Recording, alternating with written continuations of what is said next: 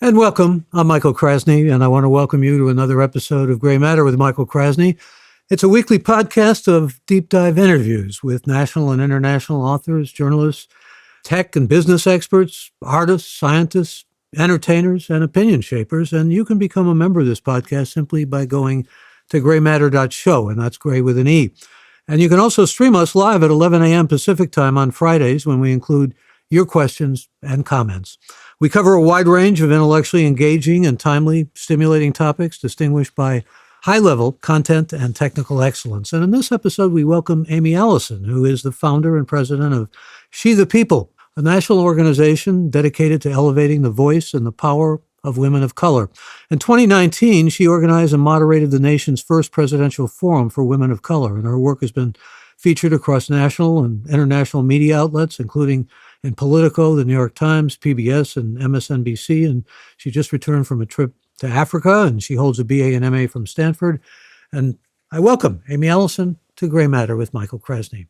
Delighted to have you. I'm so happy to be back together again. Yeah, here we are, a team of many years. In fact, I always enjoy talking to you. And now is such an auspicious time for you because you've dedicated so much of your life professionally and passionately to bringing women of color into political positions and into political roles and getting the voters out and so forth.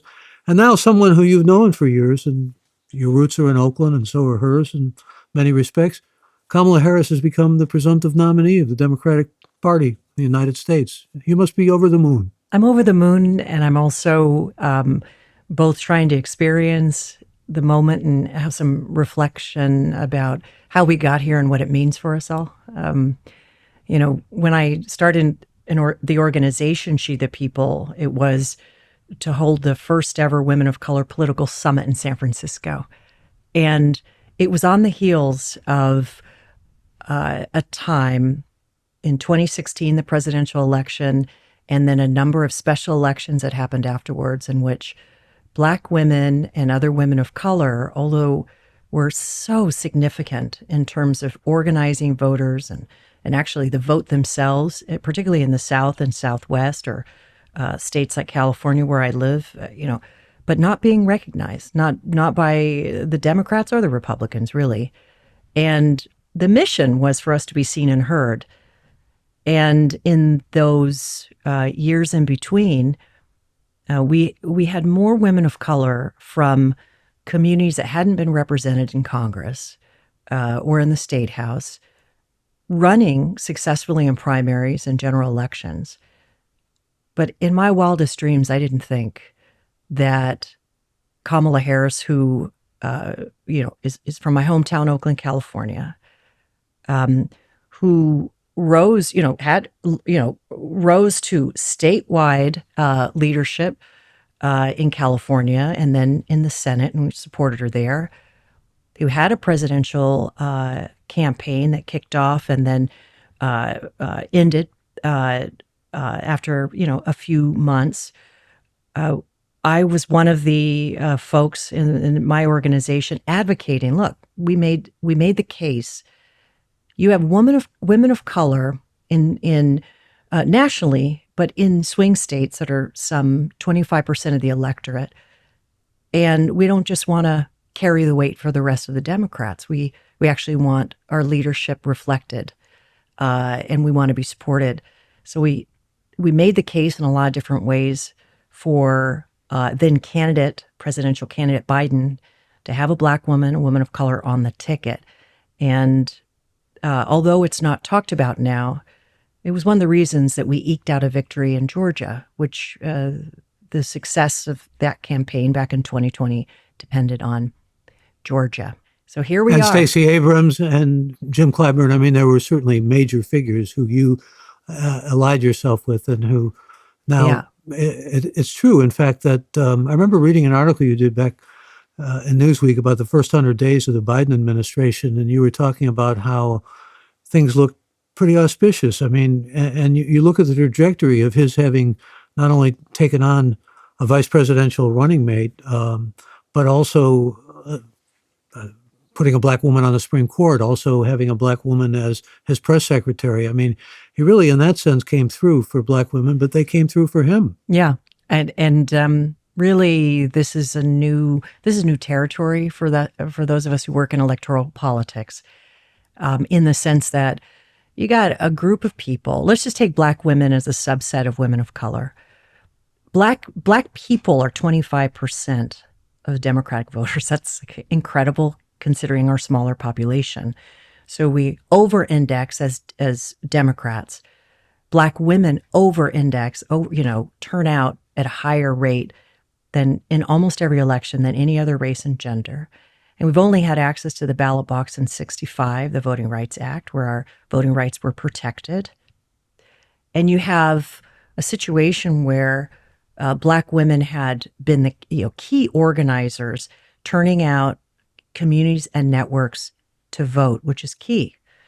And we'd done that largely unacknowledged. And when I started this work, I looked at Black women who were trying to run for statewide office, people like Stacey Abrams, or who were running for, Congress or, Senate, and they would often be taken out in primaries by the Democrats, fellow Democrats, a number of ways, 100 different ways, and not supported for leadership. So this new acknowledgement, and it is fairly new in our political culture, that Black women are a political force. You want to have Black women on your side, that you got to have them in leadership and highly visible, that they can win primaries. All of this is really in the last 6 years that we've seen the possibilities there. That's pretty new, yeah. And I'm going to ask you a question. It may sound like a bit of an offbeat question, but I remember an interview I did years ago with Emily's List, which is an organization, for those who aren't familiar with it, which supports women in politics and has a good deal of funding and gets into races that are involved with just women in general. Now we're talking about, with respect to Aimee Allison, women of color. And I remember asking the head of Emily's List, would you support a conservative candidate who's a woman? And I'll ask you the same question. Would you consider supporting a conservative candidate who happens to be a woman of color? Especially if she were running against, let's say, a so-called liberal or progressive candidate who is not of color. It's interesting because my work is not, although we're aligned with a lot of Democratic Party members that run for higher office, we're not a functionary of the Democratic Party. And the reality is a lot of women of color, and again, I have to say it is Black plus Latina, Asian American, Muslim, Native women, when they register to vote, they're registering decline to state. They don't have a party. And so we can't be aligned only with a party. We have to recognize that there is no one way of thinking. There's a range amongst all the groups. Even among Black women, there's a range from radical. But forgive me, Aimee, there's a disproportionate number, as you said before, that are members of the Democratic Party. So if you have, let's say, a Republican who's a Black woman or a woman of color, of any color, does she not get your support if she's a Republican? I love this question because I think for Emily's List and a lot of us who support women, the question about which women deserve our support and get our backing is valid. And the thing I want to say is we evolve in our movement. The women of color movement that I envisioned was never about only representation. And I gotta bring people along with this because it's about values. So we always said here, women of color are on the outs. Despite being highly visible, the Oprahs, the Olympic champions, that we're Beyonce. You have some notable exceptions, but the vast majority of women of color are on the low end of economic and social measures. We know what it's like to be on the outs, and it has it's made most people who identify with women of color, which is not everybody, but identifies women of color, supporters of a certain kind of politics that supports racial, gender, and economic justice. So having said that, those are the candidates, those are the leaders that we get the most support for women of color, behind women of color. And right now, with the state of the Republican Party, there are a few women of color that are members in places like Florida and places like Arizona, but they're not embracing justice issues that appeal to the vast majority of women of color. They're not transformative candidates. They're not leaders that recommend different, kind of a set of policies that would address the biggest pain points for most women of color. So we don't spend our time there right now. But I'm hoping, the dream for me would be to evolve our political culture and our political system so there's actually more than two parties and there are lots of places that people can be, and then we can evolve the kind of people that get our supporting and backing. Well, I want to talk with you about the presidential race, but before we get there, since you talk about many parties, it's interesting to note, I don't want to get too local here, but the cover story in the San Francisco Chronicle is that Mayor London Breed, who is an African-American, is now thought to be in the lead. The polls surprised everybody. It's going to be, a vote based on splitting the vote, of course. But, she actually has the numbers, and that surprised a lot of people. You've got Black women in roles as mayors. You've got Black women who are, moving forward in ways that had, at one time, perhaps less than 6 years ago, would not have been imagined. It's all really pretty positive. And here it brings us, I guess, back to Kamala Harris. But before we get there, I want to get your reaction to the Cori Bush defeat in the primary, which many have blamed on AIPAC, which spent more money than probably has ever been spent maybe in a primary race. And she was defeated because she was perceived as an enemy of Israel and was the first to call for a ceasefire.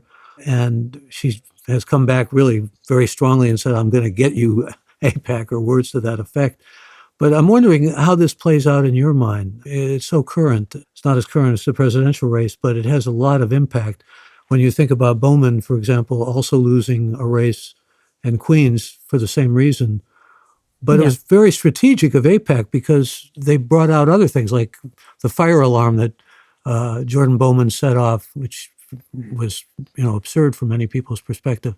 And they brought up strategic things like Cori Bush voting against the infrastructure bill. In other words, it was AIPAC money, certainly, that had a great deal to do with it. But AIPAC is very strategic and political. And so getting around to the question here, which is your response to these defeats. And maybe, Summer Lee, members of the squad are being targeted by AIPAC. Yeah,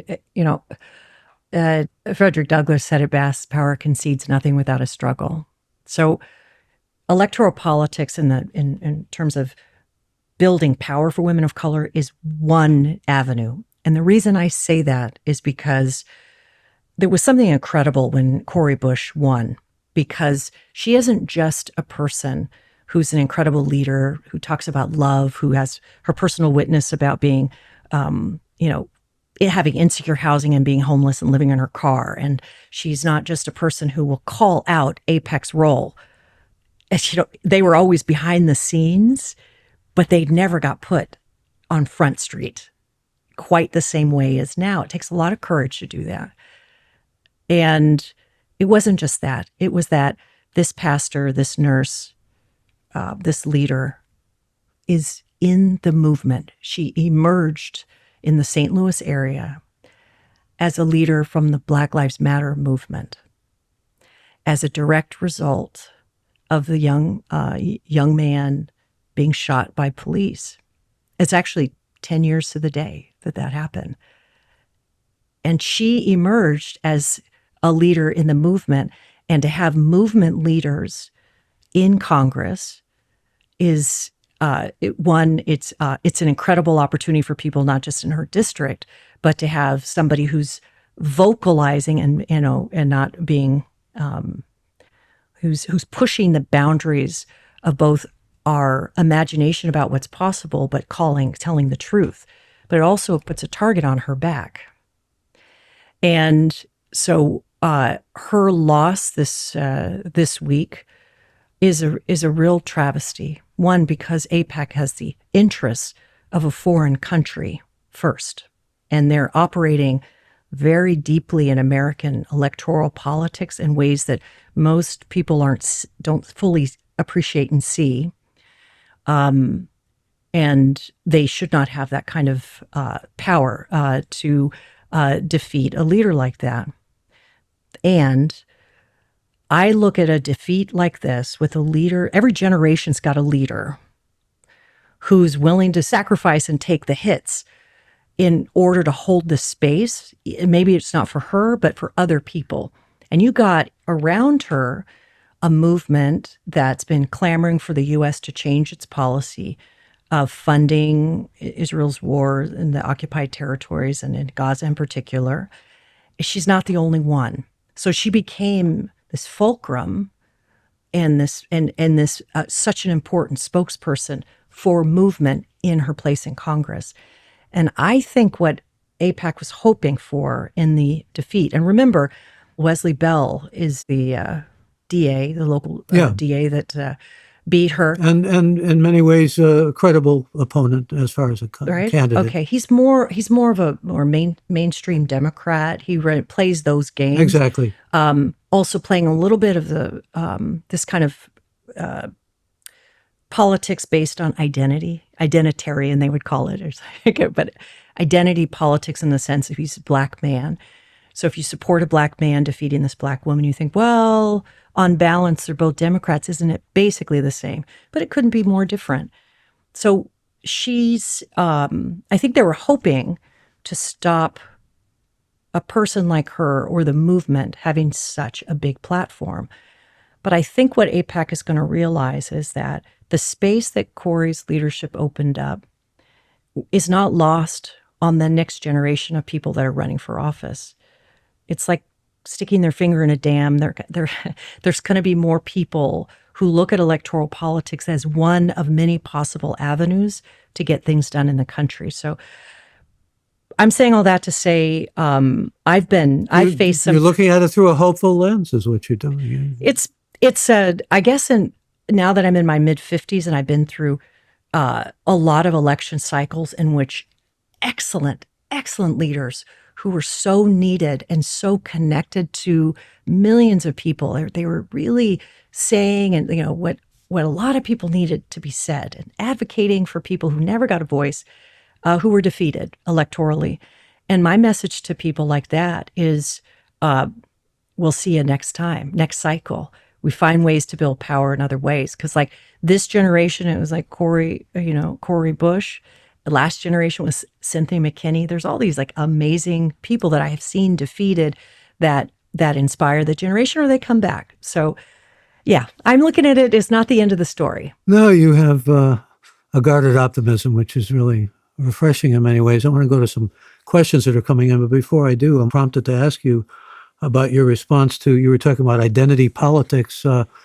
Former President Donald Trump sitting in front of black journalists and opining that Kamala Harris never really determined her identity as Indian or black in terms of her ancestry, which is about as far from the truth as I can imagine. I mean, particularly for someone who strongly took pride in both sides of I mean, I know her like you for many years, and this was not something she kept hidden or concealed in any way. And she was a member of a black sorority at Howard University, and she had strong identity on both. Her father was less of a figure in her life. Her mother was the main figure in her life in many ways, but the reality was she identified with both ancestries. I think that's pretty consistent with the way you see things. So what's your response to Trump saying, of all things, she wasn't black, or she didn't appear to be black, or whatever it was he was saying? Well, some people said, well,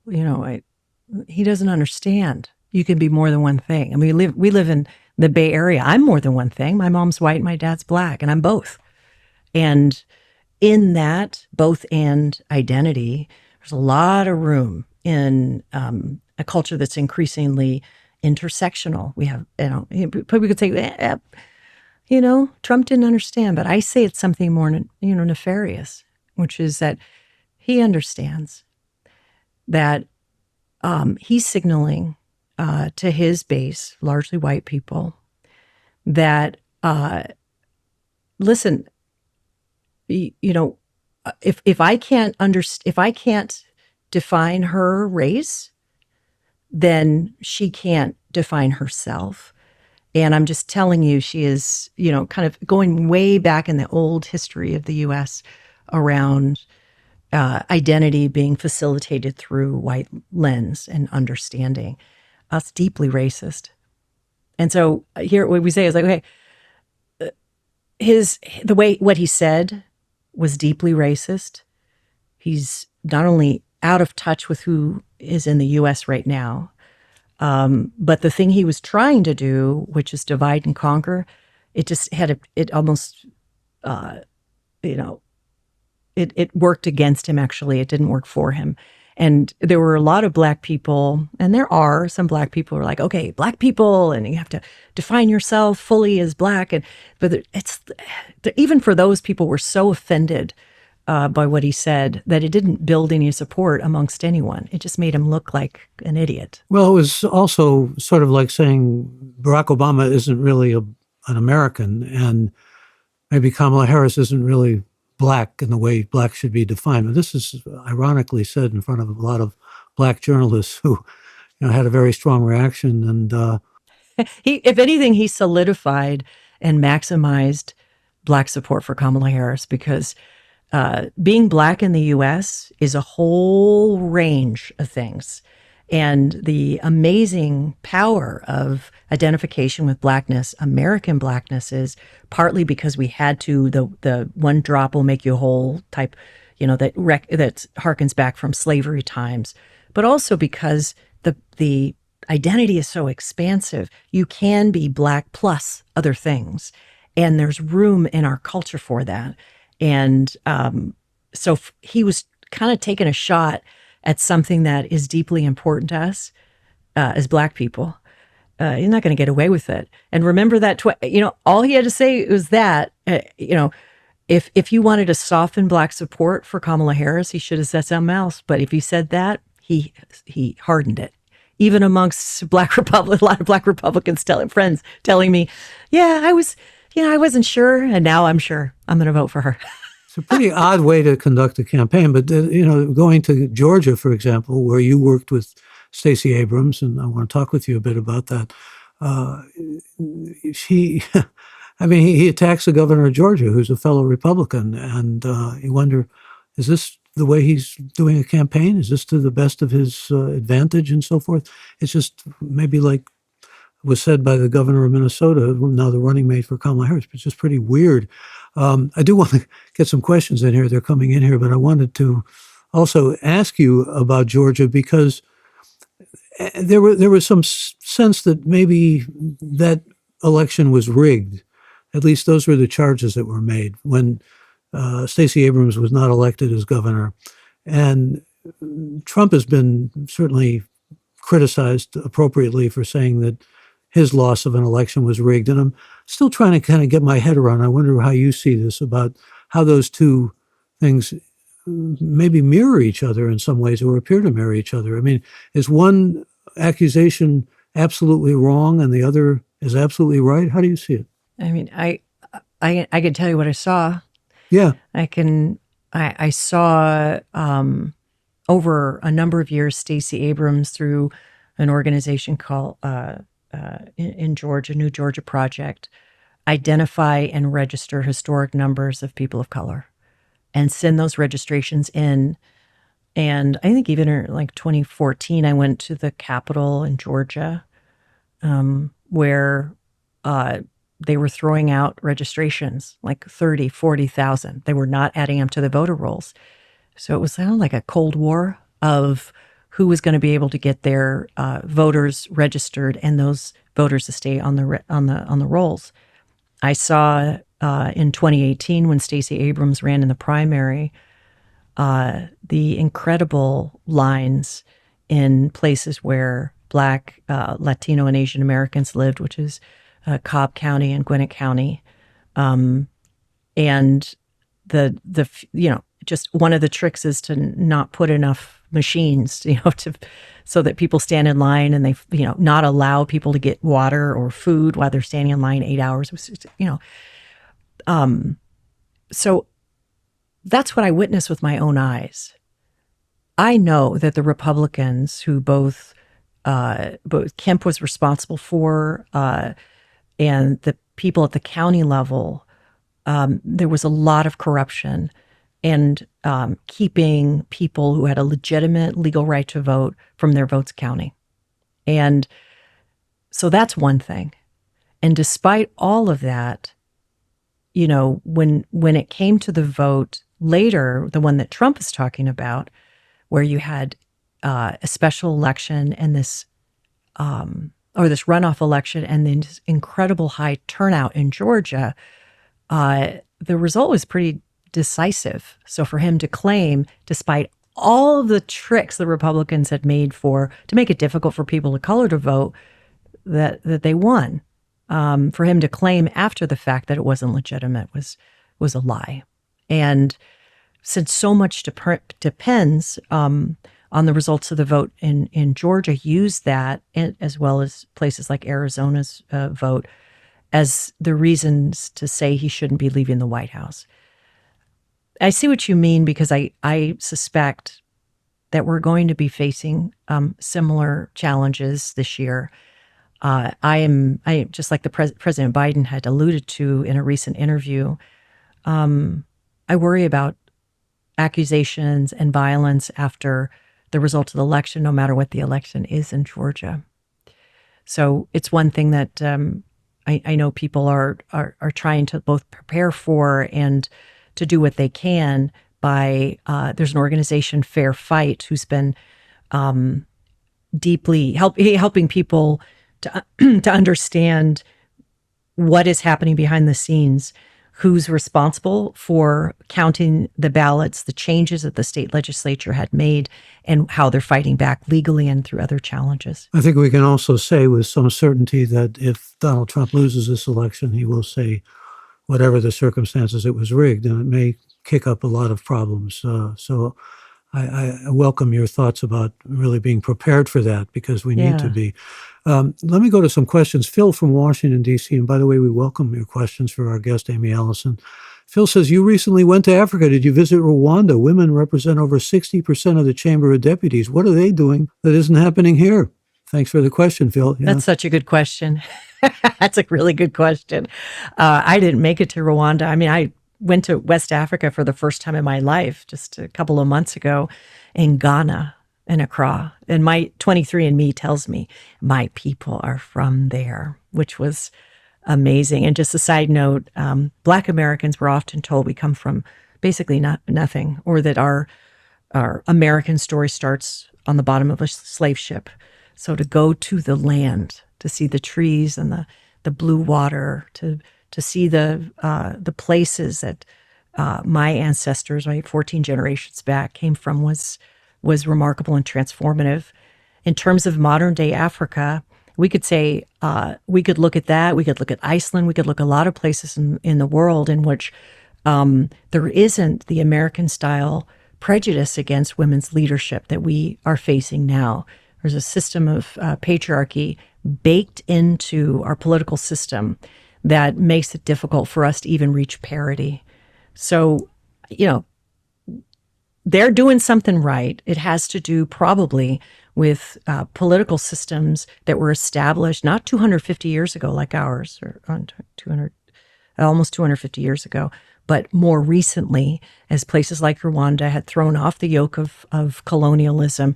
And in a place like South Africa, for example, wrote constitution and political norms baked in that were far more egalitarian across race and other things. Didn't Rwanda also have the opportunity of reinventing itself after That's all? Right.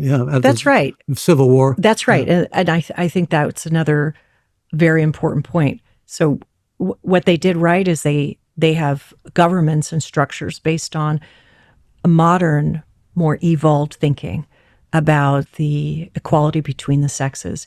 And as we come up on the 250th anniversary of the U.S., this is the time for us to call the question. What are the structures that impede true parity between the sexes? in terms of leadership. It isn't that we have a lack of leadership. Look at how amazing Kamala Harris is. She is rocking the house and she is exciting millions of people. And here's a woman and a woman of color in a class that this country was built to exclude. And there's so much more political talent if we change some of the structures, and we learn from countries like Rwanda. You want to hear a listener who has, shall we say, not such favorable feelings about Kamala and get your response? This is Jerry from Aurora. He says, are you over the moon that Kamala set up a fund for rioters and arsonists in Minneapolis, or that she claimed Jussie Smollett was the victim of modern-day lynching, or that she claimed border officials were whipping migrants and engaging in slavery? Well, these are the kinds of things that are probably going to come up in the counter from the other side and so forth, and there are many others that will as well. But how do you address those? I don't think you're going to get 100% of the people to support any public official. You're just not. I think what was important, and I really took this to heart, when Kamala Harris, she introduced her running mate, Tim Walz, a few days back, she made the point to say, I'm running for president. We are running to be, the president, vice president of all Americans. And the problem with, or the challenge that we all have right now is we have a political culture and a broader culture that is so, I wouldn't say bifurcated. It's just in conflict and doesn't really look at political conversations and policy as the main driver of change right now. So we're gonna find people that say, well, I'm not going to listen to this person. I'm not going to support that person, as is your right in a democracy. So I'm over the moon that people like me, and there's millions of people like me who want, a future that's brighter. I mean, some of the concrete criticisms, like for example, in Minneapolis, I think the choice of Tim Walz was brilliant for many reasons. For Kamala Harris to choose a running mate like that, one of the things that he did in that difficult period a few years ago of the protests after the murder of George Floyd is that the DA was taking, I think, 3-4 days to charge the officer who we all saw murder George Floyd. And he gave the case to the state's attorney general, Allison, who was a Black Muslim, actually, who made sure that that officer was held accountable and went to jail. And it was a very powerful move. And remember, a lot of governors had not handled things well. So it's okay to criticize Kamala Harris. Nobody's perfect. Oh, forgive me, Walz has been criticized too, because there was about $50 million worth of damage and 3 deaths. And, what you're hearing from the right is he didn't take a strong enough role. But you're hearing Kamala being criticized on many fronts, and it's just part of, the polarization, as you said earlier. But I just wonder, for example, about the criticism that's come down about her in terms of mistreatment of people who worked under her. Because I am one of those people who look at people and judge people on the basis of, and I know Kamala for many years and actually have fond feelings about her, but I actually feel really strongly about this one because I have seen so often, particularly when it comes to Black women leadership, the criticism is in several categories, and one of the top is they're difficult. They're so difficult. I want people to think about a guy who's in an executive leadership. Well, they said the same thing about Dianne Feinstein. Excuse me, Amy. Right. Difficult. Yeah. They're so difficult. Executives, if you think about some guy who's an executive, these are not, pick-me's. They're not like friendly, people with poor boundaries. They're driven. This is what we're going to do together. This is what I need. So when it comes from a woman, particularly a Black woman, it's considered something negative, but that is the nature of being an executive. That just is.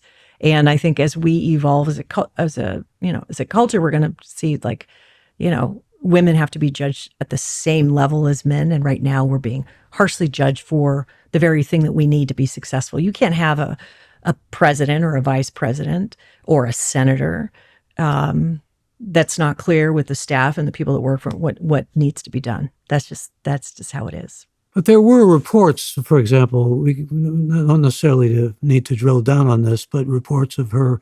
There was a young man, for example, who was an intern, and his father was a liberal Democrat, and they were both liberal Democrats. They were thrilled that she was an intern, and the stories came out that she insisted on not making eye contact with people, and they had to call her general when she was attorney general. These kinds of stories come around, and you can laugh at them, but you wonder, why are they there, and why are they surfacing to such a degree? Is it misogyny, or is yes, it?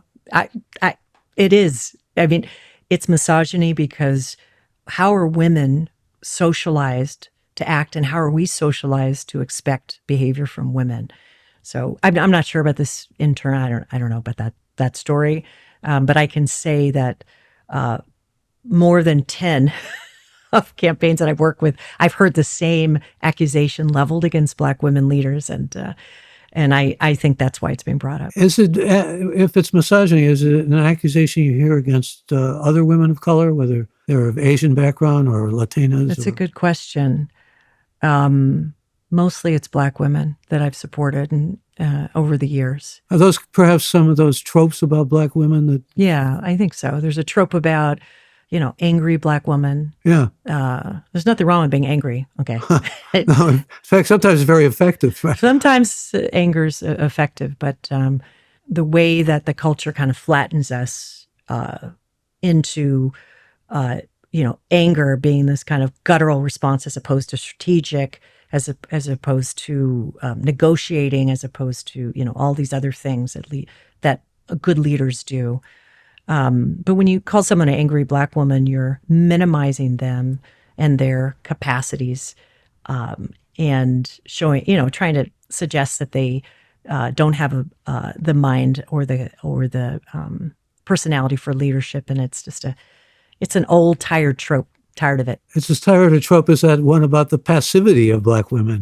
I mean, how can you be both angry and indignant on the one hand and passive to an extreme on the other? I've got a question here I think you'll really like from Liz in Houston, Texas, and thank you for the question, Liz. She says, what can we do, we I presume means all of us, to prepare Black girls to become our next leaders? Well, we have to make sure that they see the amazing Black women who, whether they win elections or not, whether they're leading organizations or corporate life, they get to see examples of that, even meet them, go to events where they hear people talk, and start expanding their ideas about what could be possible in their own life.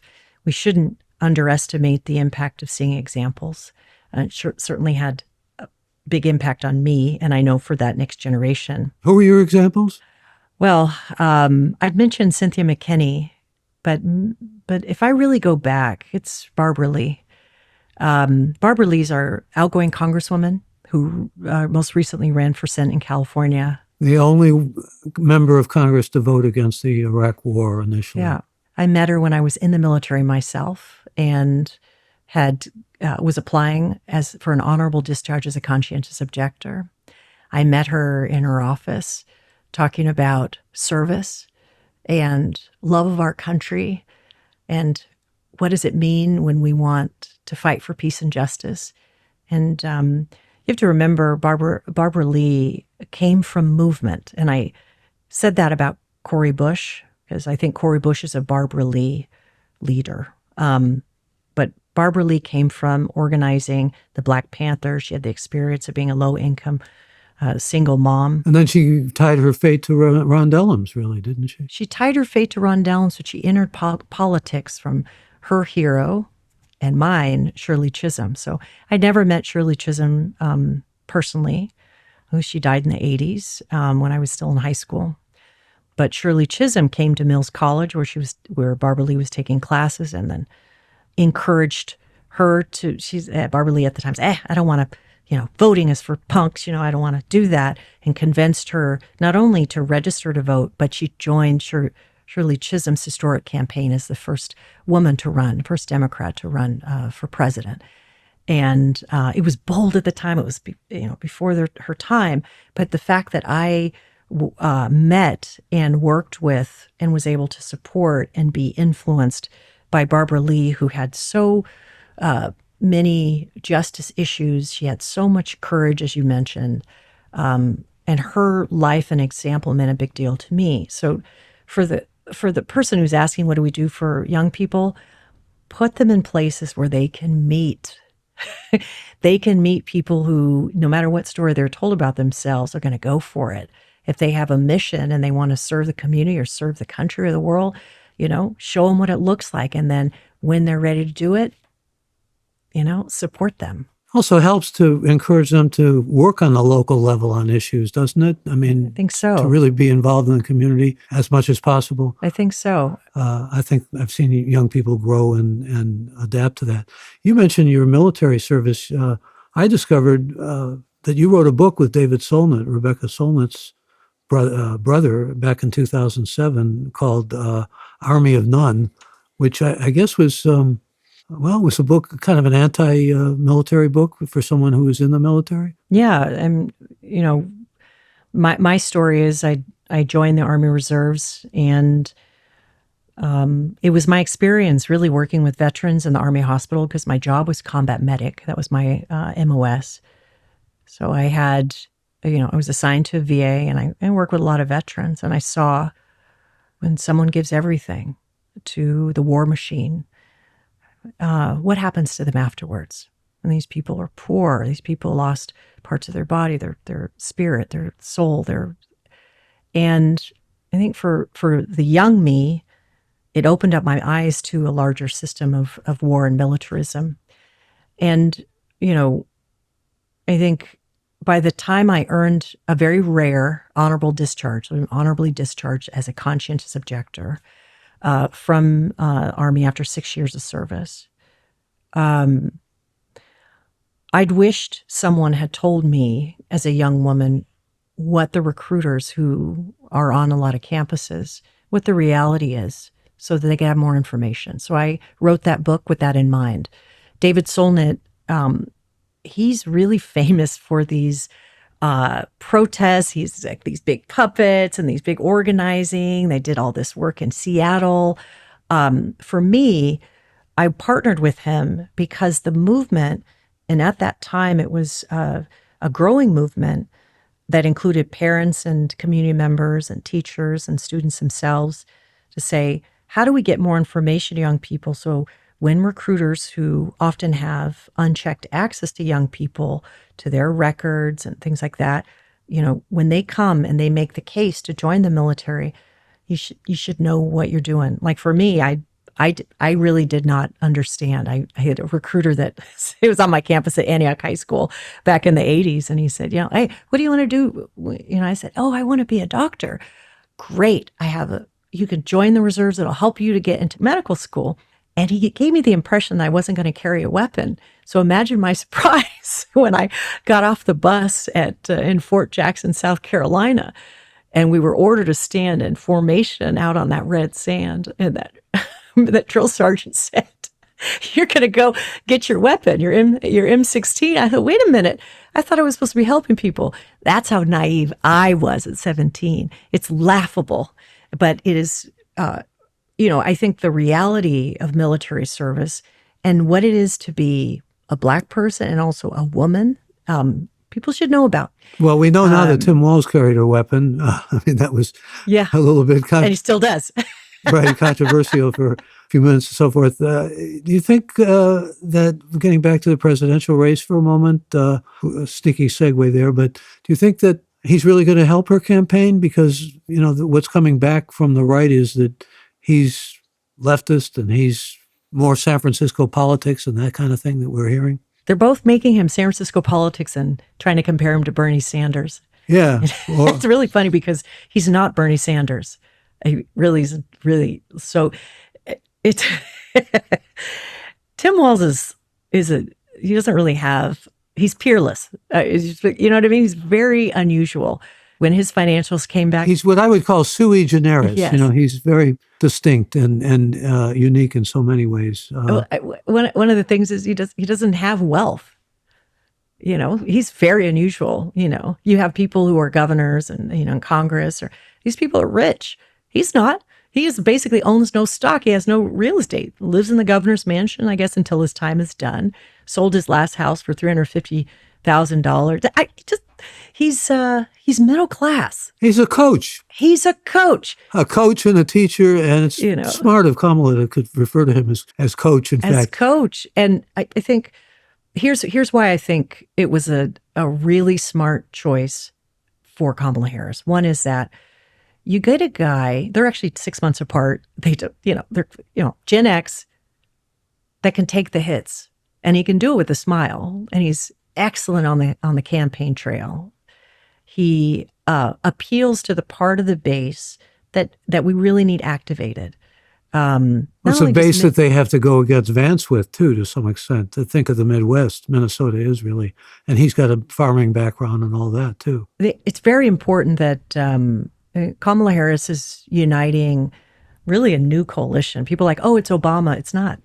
It's a different, I think, deeper, more diverse, and stronger coalition. It coalesced in just 3 weeks, and he's a big part of that.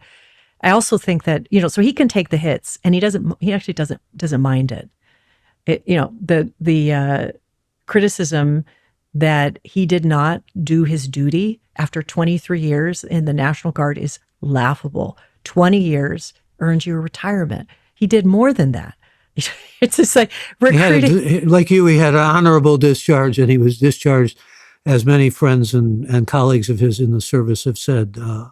They're trying to say that he tried to wend his way out of going to Afghanistan or Iraq, and because he was stationed in Italy, but that was just the luck of the draw, as far as I've been able to determine. You got some more questions here. Actually, another one from Denver that gets us back on track with your work. This is Francis, who wants to know, can you track your focus on empowering women of color to a specific moment or group of moments in your past? It's funny, we were talking about the military. I'm from California. My first time in the South was boot camp. I mentioned Fort Jackson. And my unit had 200 women, and half were Black women.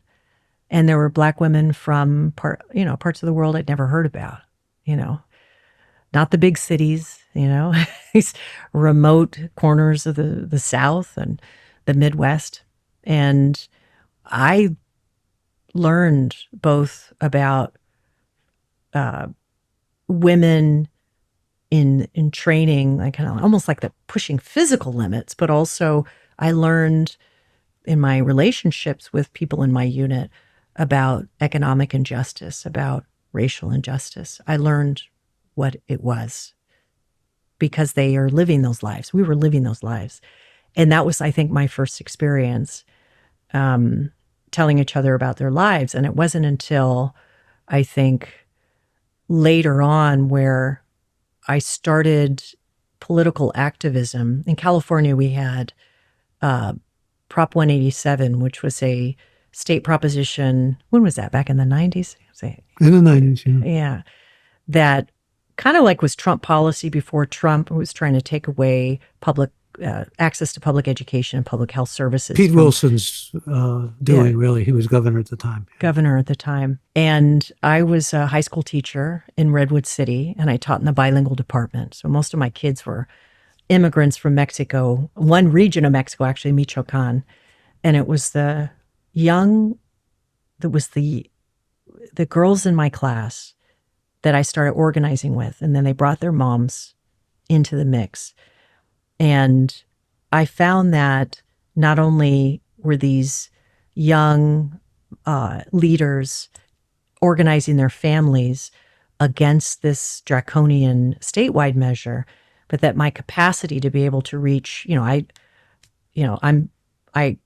told you, I'm not Latina, I'm not Mexican American, but for me to be in deep solidarity with my students in the community through the leadership of the girls and women in Redwood City was another step along the way. So when I finally, many, many years later, became president of a political action committee called AIPAC with Steve Phillips, who was a friend and colleague from Stanford also are Jesse Jackson days, students for Jesse Jackson when he ran. Anyway, when we started doing that and meeting Stacey Abrams, before she ran for governor, Stacey Abrams, who was this brilliant strategist who had this idea of remaking democracy and building this multiracial, engaged organizing force. It was just, my career, I think, crystallized so that the work that I've been doing since then and also my experiences in the past all made sense. Well, you've had, extraordinary number of careers really, and have built quite a really amazing sense of experience and wisdom through the years, and prompts me to ask you maybe one of the more difficult questions I'm going to ask you, and that is, we talk about patriarchy and we talk about misogyny, and the two are clearly linked, and they go on, and sometimes they seem to go on in ways that are even exacerbated or worse than were anticipated. What do you say in terms of all your experience and all your fighting those kind of devils about the work and what really needs to be done, what has to be done? I think if we look at these systems which predate us and live on in our experience and our culture, some ways we see them, they're obvious, and some ways they're invisible, but they affect us. If we are able to see our lifetime as we have a window of time in order to break the cycles, break the chains, but that we also have a limited time while we're here in order to make things better for the generations that are coming behind us. And certainly that's the lesson I've learned. And at this point in my career, I encourage younger women who feel frustrated by the system to say, look, remember Sojourner Truth, and remember what I call our godmothers who came before us, and how they did their part while they were around to open up space. We're not guaranteed anything, but open up more space, add more love. And through our words and our deeds, we can create more possibilities for the next generation. And when we lose an election, when we hear an unfair attack, we're dehumanized, we're dismissed, we're, someone calls us out of our name, remember the proud tradition that you are from and claim that and keep going. And believe in democracy, I think you're saying too. But also what you're saying resonates in another way. I just finished reading Nancy Pelosi's book because I'm going to be interviewing her next week at a live event, and hope we can arrange to do a podcast with her as well. But she says the children, you have to always think of the children, the next generation. And Harris is smart enough to be building a campaign on the future and saying, this is how we distinguish ourselves from the others who are identified with the past. There's a difficult question in many ways that I'm going to go to next. Reed in Santa Rosa wants to know, how do you think a President Harris will tackle immigration? Can she bring humanity and compassion to the issue? I really think that's what the movement requires. And there's elected office, so my hope and faith is that she will do better than her predecessors, both Democrat and Republican. The child and family separation policy was evil.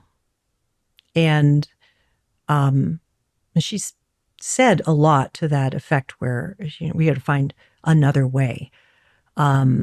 That, you can't call whole swaths of people illegal. You have to support the basic humanity of people. So my hope is that her administration will find a way that even Obama didn't find, okay? And will give people a path to citizenship, which still to this day doesn't fully exist. She's going to need a few things. One is she's going to have to still stay listening to the movement. There's a lot of leaders around reform, immigration reform, that have good ideas that haven't been put into policy. That's number one. Number two, she's going to need a Congress that can pass legislation she can sign. And so that means, like here in California, we have 5 Republican-controlled House districts, and California is very important in this election. And for people who are keeping track, it's not just getting Kamala Harris elected as president, but making sure that the Democrats have the majority in Congress. That is not a guarantee of success, but that creates a conditions in which she can be successful having a course correction on immigration reform. Can you give us your sense of what has gone on and transformed in America when 70 million people, for example, in the last presidential election cast their vote for Donald Trump? There's a wonderful academic out of the Institute of Politics at Harvard who describes the national or the global movement to the kind of anti-democratic movement. It's not just happening in the U.S., it's happening in countries across the globe. And it's an authoritarian movement. It's deeply patriarchal. And it can flourish more successfully when they diminish the power of women-led movements. So we saw the connection of all of that. And I think the people who, despite Trump's record of chaos and his criminality, will support that, I think, because they deeply, deeply are authoritarian and fascistic in their beliefs. And there's a lot of ways that they got there. Maybe they want a different, an older version of America and things like that. Maybe they want their group to be ahead of the line all the time and things like that. But a totalitarian or the fascist ideology is what we're fighting against. Is it also maybe some fear of, I'm thinking about Stokely Carmichael, Black Power? Well, that's what She the People has been all about, is more power for people of color. And that power for people of color, in many people's minds, supplants the power that they had, their status quo. That's the beauty of someone like Tim Walz. It's like the future for white people doesn't have to be that they will be treated the way that historically white people treated people of color. It doesn't have to be that way. We could create a multiracial democracy in which white people, as well as everybody else, is in the mix. We're all equal members of society and we're all citizens. And that's a much more optimistic possibility for the future of America, which is a multiracial nation. And yeah, there's that fear. I've heard it from people in my own family. But that's not the only possible future. There's something far more beautiful, powerful, and lasting. I think that we're at the precipice, almost a new political era I think this election could help make possible. Well, the hope is there, and it's always fascinating to hear your thoughts, and I'm grateful to have had you with us. Before I say adieu, I want to thank all who joined us for this live episode of Gray Matter with Michael Krasny, which you can listen to live every Friday at 11 a.m. Pacific time. That will not be the case next Friday, but generally you can count on it. You can also count on hearing us on Apple, Spotify, or on our website at graymatter.show. And if you haven't yet become a member of the podcast, I invite you to join simply by going to our website at graymatter.show, where you can find previous episodes of Gray Matter with Michael Krasny. And I also invite you to mail any reactions or suggestions you might have to me at mkrasny@graymatter.show. And let's thank our Gray Matter with Michael Krasny team of Alex, Shannon, Chad, Kevin, Colin, Jeff, Colleen, and Tanya. And a special thanks to this week's guest, Aimee Allison. I'm Michael Krasny. Bandwidth for Gray Matter is provided by CashFly at CACHEFLY.com.